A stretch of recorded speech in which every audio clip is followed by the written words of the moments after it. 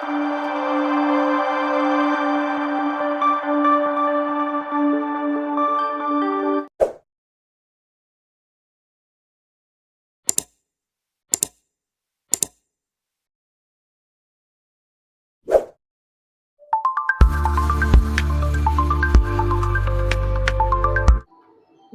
நாவல் பெருமையோடு வழங்கும் புத்தம் புது நாவல் வானில் பறந்த ஒற்றை பறவை அவள்.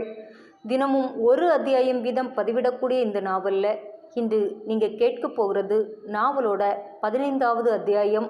நாவலை முழுசாக கேளுங்க. நாவல் பற்றிய உங்களுடைய கருத்தை மறக்காமல் எனக்கு கமெண்டில் சொல்லுங்கள். நாவல் பிடிச்சிருந்தா லைக் பண்ணுங்கள், உங்களுக்கு தெரிஞ்சவங்களோட ஷேர் பண்ணுங்கள். வாங்க நாவலோட 15வது அத்தியாயத்துக்குள்ளால போகலாம். இது வானில் பறந்த ஒற்றை பறவை அவள் முழு நாவல், அத்தியாயம் 15. என்ன காவியா, உனக்கு டியூட்டி முடிஞ்சிடுச்சா என்றவாறு அருகில் வந்த சுமதியை பார்த்ததும் புன்முறுவலோடு, ஆமாடி முடிஞ்சுது, இனி கிளம்ப வேண்டியதுதான், ஏன் கேட்குறா என்றவளை தயக்கத்தோடு பார்த்தவள், ஏய் எனக்கு ஒரு சின்ன உதவி பண்ணுறியா என்றதும் குழப்பத்தோடு நோக்கியவள், என்ன உதவியா? என்னடி இப்போல்லாம் பெரிய பெரிய வார்த்தையெல்லாம் பேச ஆரம்பிச்சிட்டா? செய்யினா செய்ய போகிறேன், அதுக்கு உதவியாக கேட்குறா? குறைப்பட்டு கொண்டவளை நிம்மதியோடு நோக்கியவள், அது இல்லடி, இப்போ என்னால் ஹாஸ்பிட்டலை விட்டு வெளியில் போக முடியாது. எமர்ஜென்சியாக டாக்டர் சுதர்சனை பார்த்து ஒரு நோயாளியை பற்றி விசாரிக்க வேண்டியிருக்கு என பாவமாக சொன்னவளிடம் அசால்ட்டாக, சரி அதனால் சொல்லுடி, அதுக்கு நான் என்ன செய்யணும்? நீ காலையில் ஒரு ஆப்ரேஷன் செஞ்சியே நம்ம தமிழ்நாட்டுக்காரங்களுக்கு. ஆமாம், அவங்களுக்கு என்ன? அவங்களுக்கு ஒன்றும் இல்லடி, அந்த அம்மாவுக்கு சில திங்ஸ் வேண்டுமா. இந்த ஊர் பழக்கம் இல்லைல்ல, அதனால் மகனை வெளியில் விட ரொம்ப பயப்படுறாங்க. நீ கொஞ்சம் கூட்டிகிட்டு போனா. என்னடி விளையாடுறியா? இல்லடி, பாவண்டி அந்த குடும்பம் என கண்கள் சுருக்கி தன் முன் கெஞ்சி கொண்டு நின்ற தோழியை கிண்டலோடு பார்த்தவள், என்னடி வரக்கூடிய நோயாளிகளுக்கெல்லாம் இப்படி வேலை பார்க்க ஆரம்பிச்சிட்டா, அப்புறம் நம்ம வேலையை பார்க்குறது எப்போ என்றதும் சுமதி, அது இல்லடி, என்னமோ அந்த குடும்பத்துக்கு மேலே அப்படி ஒரு பாசம் வந்துடுச்சு. வந்ததுலேருந்து இந்த நொடி வர என்னை அவங்க சொந்த பொண்ணு போல தான் பார்க்குறாங்க. என்ன வேணாலும் நம்மளை கூப்பிட்டு தான் கேட்குறாங்க. அதான்.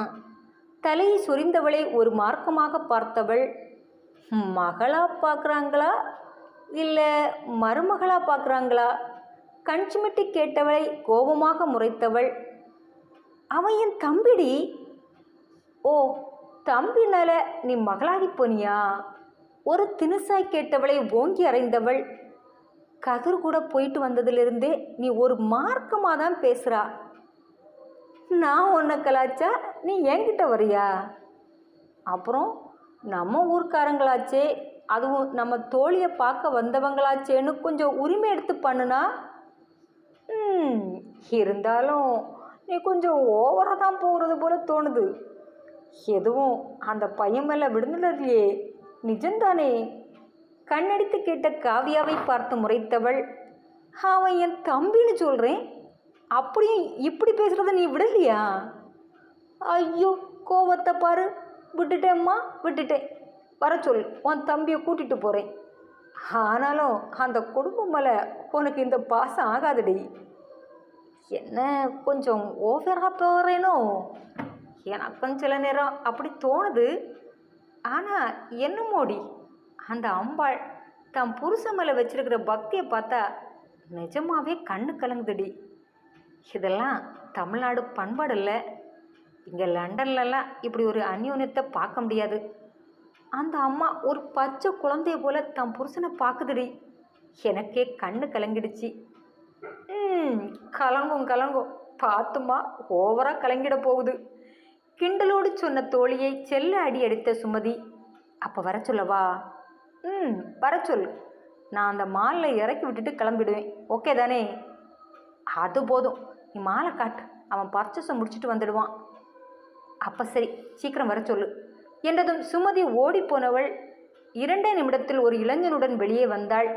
அந்த இளைஞனை தூரத்தில் பார்க்கும் வரை காவியாவினுள் எதுவும் தோன்றவில்லை. பக்கத்தில் நெருங்க நெருங்க அவனையும் எங்கேயோ பார்த்தது போல உள் உணர்வு முட்டிக்கொண்டு சொல்ல, அப்போது மட்டுமல்ல, வண்டியில் ஏறி மாலை அடைந்தது வரை யோசித்து பார்த்தாள். ஆனால் எதுவும் தட்டுப்படவில்லை. வந்தவனோ அப்படி தெரிந்தது போல் நடந்து கொள்ளவில்லை. தெரியாத ஒரு 3ஆம் மனிதரின் வண்டியில் ஏறி அமர்ந்தது போல இறுக்கமாக அமர்ந்து விட்டான். அவளால் அது யார் என்று கண்டுபிடிக்கவே முடியவில்லை. அதன்பின் சுத்தமாக அந்த விஷயம் காவியா மனதிலிருந்து அழிந்து போனது. வீடு வந்து சேர்ந்ததுமே புது குழப்பமாக அம்மாவின் 1 வார விடுப்பும் ஓய்வும் அமர்ந்து கொள்ள அந்த குழப்பத்தோடவே தான் அன்றைய இரவை கழித்தாள். மறுநாள் காலை ஹாஸ்பிட்டல் வந்ததுமே ரவுண்ட்ஸ் காவியா கிளம்ப நர்ஸ் பரிமளா நோயாளிகள் பற்றிய விவரங்களோடு அவள் பின்னாலேயே வந்தாள். முதலில் போனது என்னவோ கதிரேசன் அறைக்குதான். உள்ளே புஷ்பா தன் கணவருக்கு ஸ்பூனில் எதையோ ஊட்டி கொண்டிருந்தாள். டாக்டரை கண்டதும் கணவரை நெருங்கி நின்றவள் கொஞ்சம் நீங்கிக் கொள்ள, சட்டென காவியாவின் உள்ளத்தில் நேற்று சொன்ன இவர்களின் அந்யோன்யம் நினைவில் வர மெல்லமாய் சிரிப்பினூடே உள்ளே வந்தாள். கதிரேசனின் உடல்நிலையையும் ஆராய்ந்துவிட்டு சில இன்ஜெக்ஷனை எழுதி கொடுத்துவிட்டு சில மாத்திரைகளை கொடுக்க சொன்னாள். பின் கதிரேசன் பக்கம் திரும்பி, இன்னும் ஒரு 10 நாளாவது நீங்கள் இங்கே இருக்க வேண்டி வரும். அதுக்கு பிறகு மறுபடியும் ஒரு ஸ்கேன் எடுத்து பார்த்துட்டு அப்புறமா கிளம்பலாம் என்றதும் இருவரும் முகமலர, சரிங்க டாக்டர் என்றனர். இப்போது எப்படி சார் இருக்குது? பெட்டராக ஃபீல் பண்ணுறீங்களா? நேற்றைய அளவு கஷ்டம் இல்லை டாக்டர். ஆனாலும் கொஞ்சம் வலி இருக்க தான் செய்யுது. நாளைக்கு இதுவும் இருக்காது. அதுக்கான மருந்து எழுதி கொடுத்துருக்கேன். நல்லா ரெஸ்ட் எடுங்க. நேரம் தவறாமல் மாத்திரை எடுத்துக்குங்க. எல்லாம் சரியாயிடும் என்றவள் வெளியேற செல்லும் போதுதான் அந்த நோயாளியின் பக்கத்தில் நின்ற பெண்மணியை திரும்பி ஒரு முறை கூட பார்த்தாள். இப்போதும் அவள் மனதில் மறுபடியும் இவங்களை எங்கேயோ பார்த்தது போல தானே தோணுது. இவங்களை அப்படி நான் எங்கே பார்த்துருக்க முடியும்? இதுக்கு முன்னால் எப்போவாவது நம்ம ஹாஸ்பிட்டல் வந்திருப்பாங்களா? கேட்டு பார்ப்போமா? வேணாம், தெரிஞ்சு என்னாக போகுது என யோசனையோடு அங்கிருந்து நகர்ந்தவள் தன் அறைக்கு வந்து சேர்ந்தும் அதற்கான பதில் கிடைக்காமல் குழம்பிதான் போனாள். அதன்பின் அவளுக்காக காத்திருந்த நோயாளி பக்கம் இவள் கவனம் சென்றுவிட புஷ்பா தம்பதியை அவள் மறந்தே போய்விட்டாள். அன்று அவளுக்கு ஓவர் வேலை இருந்ததால் கடைசி சில நோயாளிகளை பார்க்கும் முன் ரொம்பவே சோர்ந்து போய்விட்டாள். அதற்கு காரணம் இரவு தாயை பற்றிய கவலையில் தூக்கம் சரியாக அமையாததால் கூட இருக்கலாம். மீதமிருந்த நோயாளிகளை ஒருவாறு பார்த்து அனுப்பிவிட்டு வெளிவந்தவளை எதிர்கொண்டு வந்தான் கதிர். கதிரை கண்டதும் காவியாவின் சோர்ந்து போன செல்கள் உயிர் பெற்றன. துவண்டு போன கண்கள் மீண்டும் ஒளி பெற்றன.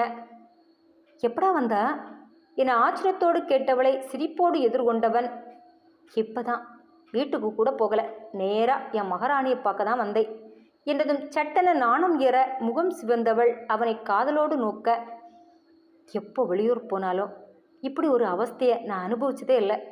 எப்போ இந்தியா வருவேன்னு ஒவ்வொரு நொடியையும் ஏங்க வச்சிட்டா காவியா என்றபோதும் மறுபடியும் அவள் சிகப்பேறிய முகம் சிகப்பை ஏற்றி காட்ட நாணம் கொண்ட பெண்ணவளோ தலையை கவிழ்ந்தவாறு, இப்படி இப்படி பேசாதுங்க கதிர், ரொம்ப ரொம்ப அவஸ்தையாக இருக்குது.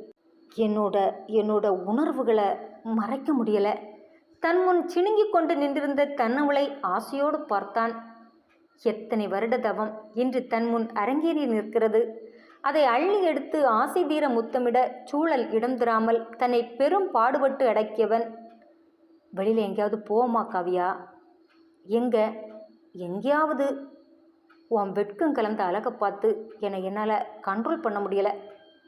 இந்த இடத்துல நின்று என் மனசை கெடுக்கிறியே, அதான் கேட்குறேன், வெளியில் எங்கேயாவது போகலாமா?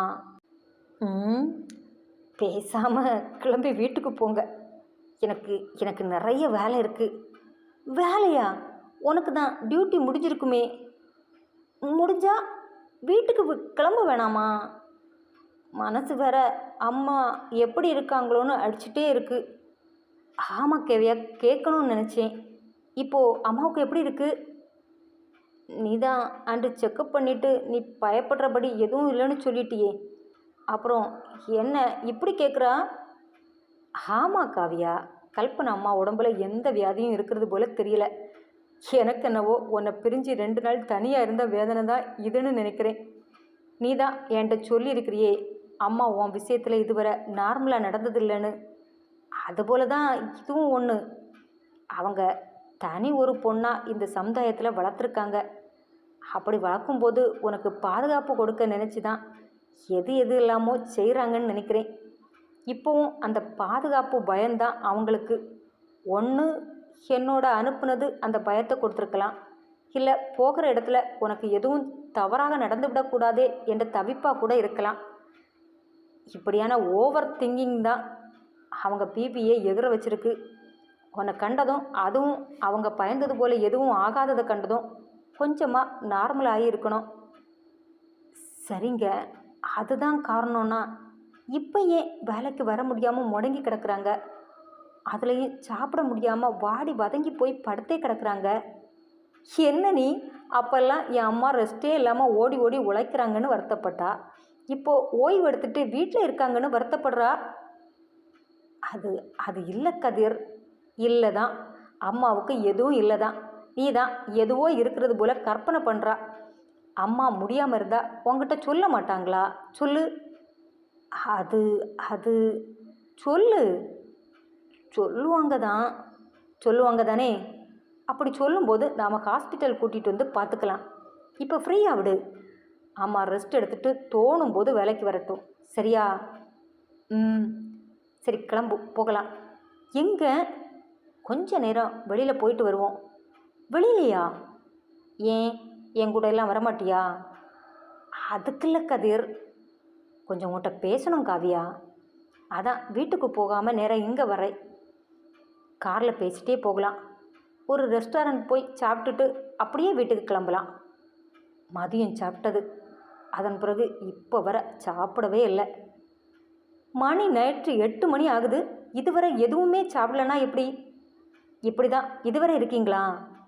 சம்பாதிக்கிறது சாப்பிட்றதுக்காக தான், அதையே செய்யாமல் எதுக்கு ஓடி ஓடி சம்பாதிக்கிறீங்க? உரிமையோடு காவியா கோபப்பட அவளை அர்த்தத்தோடு பார்த்து சிரித்தான்.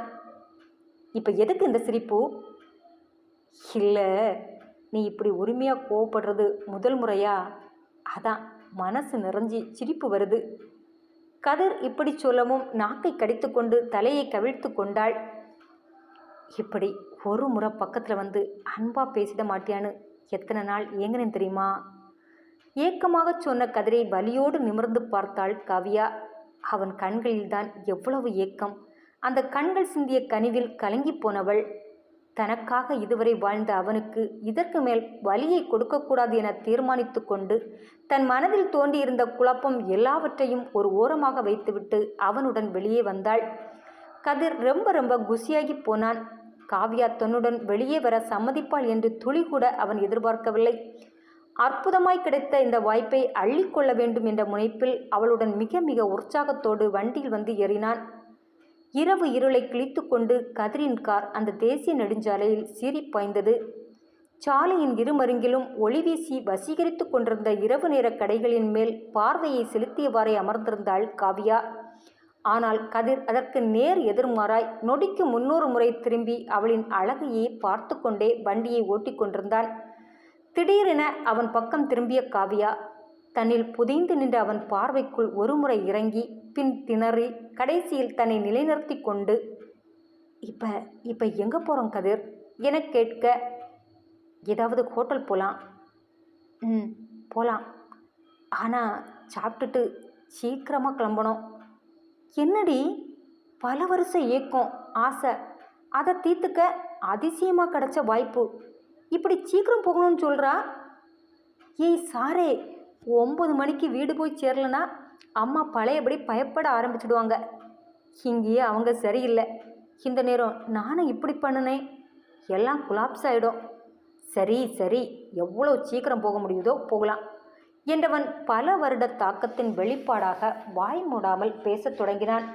அவன் ஆசை, விருப்பம், அவளால் பட்ட அவஸ்தை என அவன் பேச்சு நீண்டு கொண்டே போக சலிப்பின்றி புன்முறுவலோடு கேட்டுக்கொண்டே இருந்தாள். ஆனால் மறுமொழியாக எதுவும் காவியா பக்கம் இருந்து வராததால், என்ன டாக்டரம்மா, இப்படியே பேசாமல் மௌனி ஆகிடலான்னு என்னம்மா? நீயும் ஏதாவது பேசினாதானே எனக்கும் பேச முடியும். நான் என்ன பேசுறது? எனக்கும் எனக்கும் சேர்த்து தான் நீங்கள் வாய் மூடாமல் பேசுகிறீங்களே. பிடிக்கலையா? பிடிக்காம என்ன? எனக்கு உன்கிட்ட பிடிச்சதே இந்த ஜாலியான பேச்சு தான். எந்த மாதிரி சூழலையும் கலகலப்பாக்கிடும் உன் பேச்சு.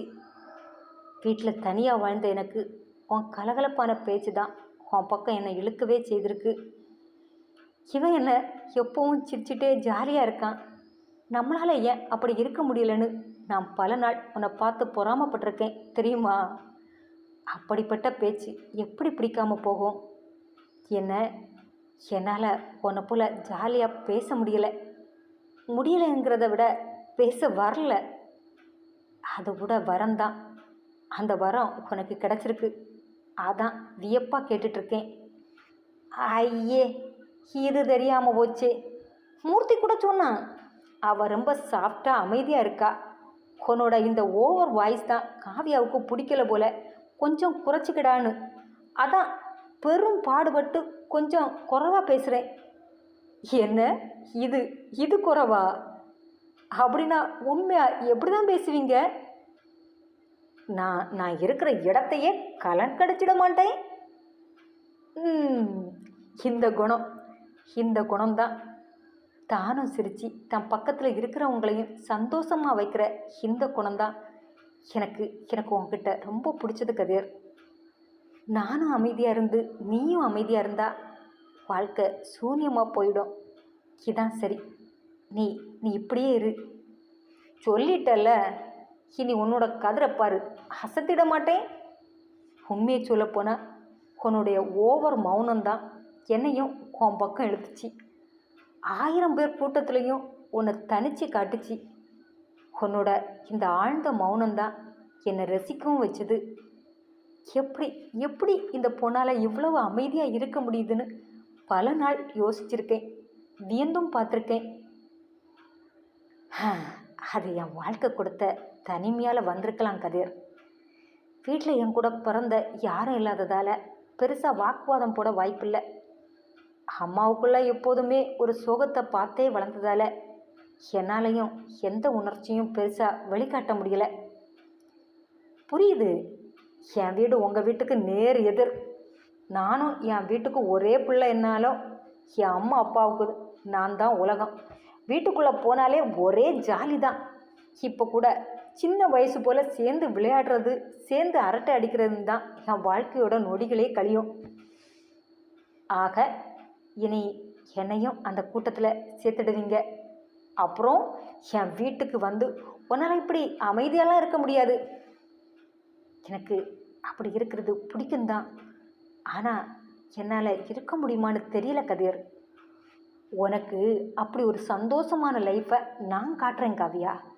என் கூட்டுக்குள்ளே வந்த பிறகு நீ வேற ஒரு உலகத்தை பாப்பா. எனக்கும் ஆசை தான் கதிர்.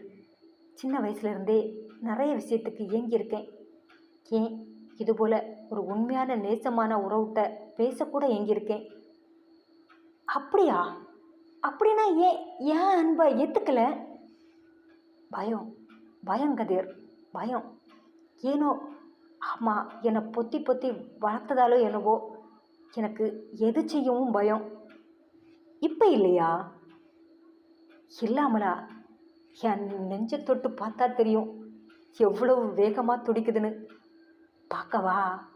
கண் சிமிட்டி கேட்டவனை காந்த கண்ணால் முறைத்தவள் கொதப்பட போறா. பேசாமல் ரோட்டை பார்த்து வண்டியை விடு என்றாள் வெட்கம் கலந்த குரலில். கேட்க மாட்டேங்கிறா, அப்புறம் ஃபீல் பண்ணுவா என்றான் கண்டிக்கும் குரலில். அவனை வினோதமாக பார்த்த காவியா குழப்பமாக, என்ன ஃபீல் பண்ணுவேன்?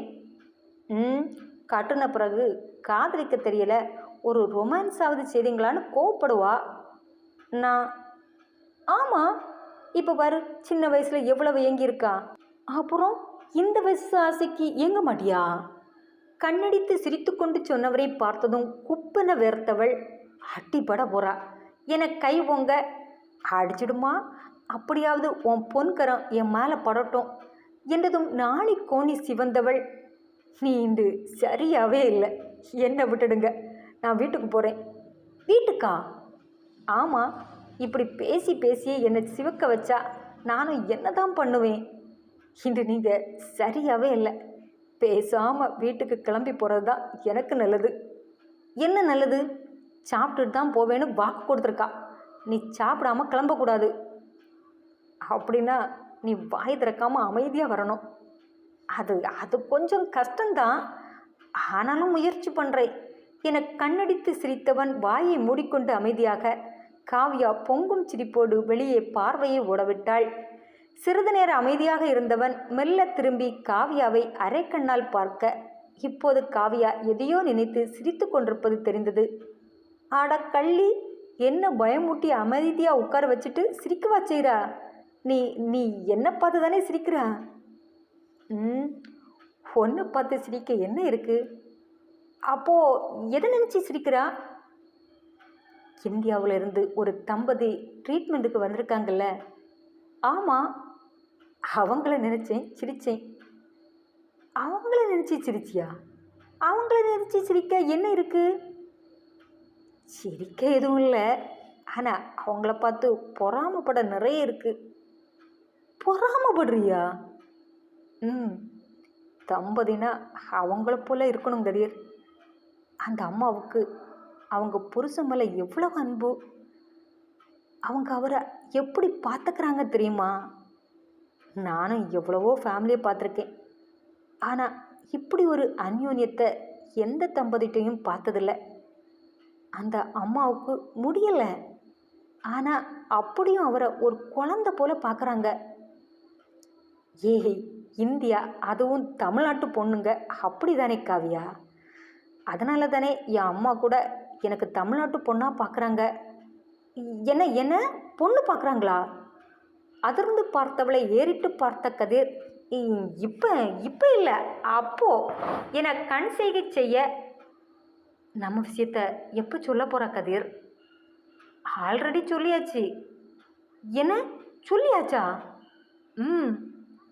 எப்போ? இன்று தான். என்ன சொன்னாங்க? தெரியல. தெரியலையா? இது என்ன பதில்? நம்ம விஷயத்தை சொன்னது நான் இல்லை, மூர்த்தி. அவரா? நான் படுற கஷ்டத்தை பார்த்து பொறுக்க முடியாமல் விஷயத்தை அப்பா காதில் போட்டிருக்கான். நாம் பேசிக்கிட்டது அவனுக்கு தெரியாதுல்ல.